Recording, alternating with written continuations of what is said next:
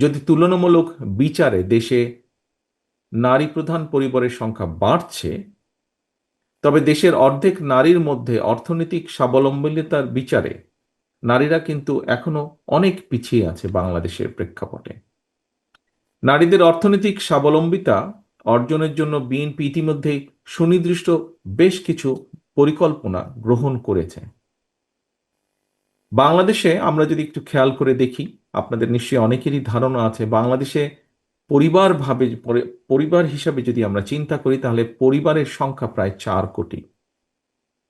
এর মধ্যে অর্থনৈতিকভাবে পিছিয়ে থাকা পরিবারগুলোর মধ্যে থেকে আমরা যেটা পরিকল্পনা করছি, যেটি আমরা প্ল্যান করছি সামনের দিনগুলোতে আমরা দের সুযোগ আসলে ইমপ্লিমেন্ট করা, যে প্রথম পর্যায়ে পরিবারগুলো যে আছে, এ থেকে প্রথম পর্যায়ে কমপক্ষে 50 লক্ষ প্রান্তিক পর্যায়ের যে পরিবার, তাদের কাছে আমরা ফ্যামিলি কার্ড চালুর পরিকল্পনা আমাদের রয়েছে।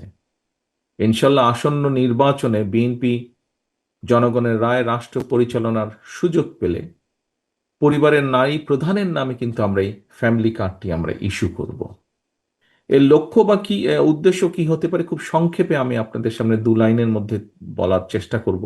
সেটি হচ্ছে, প্রান্তিক পরিবারগুলোকে প্রতি মাসে রাষ্ট্রীয়ভাবে আর্থিক অথবা প্রয়োজনীয় খাদ্য সহায়তা প্রদান করা হবে। আমরা আশা করছি এই ধরনের উদ্যোগে পরিবার এবং সমাজে একদিকে নারীর অর্থনৈতিক ক্ষমতায়ন ঘটবে, অপরদিকে পরিবারগুলোর সামনে ধীরে ধীরে স্বাবলম্বী হয়ে ওঠার সুযোগও তৈরি হবে। প্রিয় মা ও বোনেরা, বিগত 1.5 দশকেরও বেশি সময় ধরে ফ্যাসিবাদ বিরোধী আন্দোলনের সময় অনেক মা তার প্রিয় সন্তান হারিয়েছেন। আমার মাও তার এক সন্তানকে হারিয়েছেন আপনাদেরই মতন। বহু স্ত্রী তার প্রিয়তম স্বামীকে হারিয়েছেন, বোন তার ভাইকে হারিয়েছেন। অনেক মা বোন নির্যাতিত নিপীড়িত হয়েছেন। অনেক পরিবারের পারিবারিক বন্ধন ছিন্ন বিচ্ছিন্ন হয়ে গিয়েছে। হাজারো শহীদ আর স্বজন হারানোর অসংখ্য মা বোনের আর্তনাদে শেষ পর্যন্ত ফ্যাসিবাদ অবসানের পর আমাদের সবার সামনে শিশু, নারী, পুরুষ, ধর্ম, বর্ণ নির্বিশেষে একটি মানবিক বাংলাদেশ গঠনের সুযোগ সামনে এসেছে, যা আজ এই মঞ্চেও বিভিন্ন বক্তা তুলে ধরেছেন।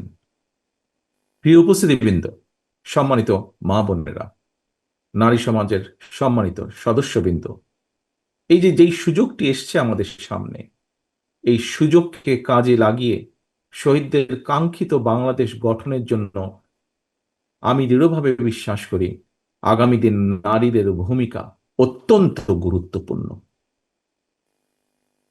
আরেকটি দাবি এসেছে, সেই দাবির সাথে আমি একমত, যে কথাটি আমি আপনাদের সামনে তুলে ধরব বলে নিজেই ঠিক করে রেখেছিলাম।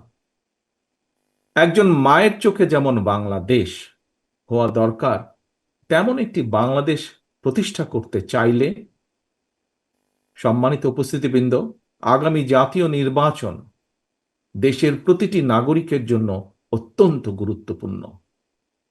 দেশে যাতে আর কোনোভাবেই আর কোনোদিন ফ্যাসিবাদ, উগ্রবাদ, চরমপন্থা মাথা চাড়া দিয়ে উঠতে না পারে, এই ব্যাপারে বিশেষ করে নারী সমাজকে অত্যন্ত সতর্ক এবং সজাগ থাকতে হবে। এবং সতর্ক এবং সজাগ থাকার জন্য আমি সমগ্র বাংলাদেশের মা বোনদেরকে আহ্বান জানাই।